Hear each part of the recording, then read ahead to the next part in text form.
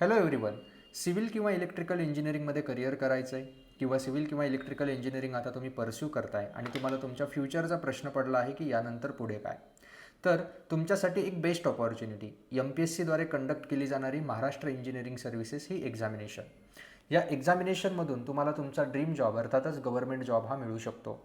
मग ही एक्झाम काय असते, तिचा सिलेबस काय असतो, तिच्यासाठी कोणते रिसोर्सेस यूज केले पाहिजे प्रिपरेशनसाठी, याविषयी अनेक विद्यार्थ्यांच्या मनामध्ये कन्फ्युजन असतं. यासोबतच ही एक्झाम MPSC नाव ऐकलं की बऱ्याच जणांना वाटतं खूप वेळखाऊ प्रोसेस आहे.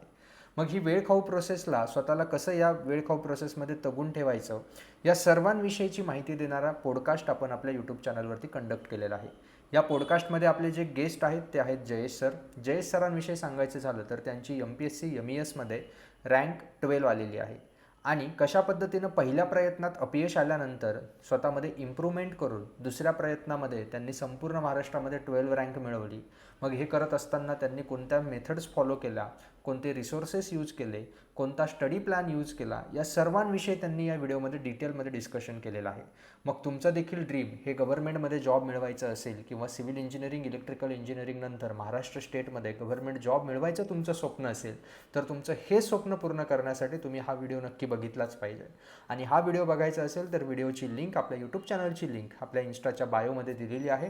तेव्हा यूट्यूबवरती जाऊन हा व्हिडिओ नक्की सगळ्यांनी पूर्णपणे बघा आणि जास्तीत जास्त विद्यार्थ्यांपर्यंत शेअर करा. Thank you so much.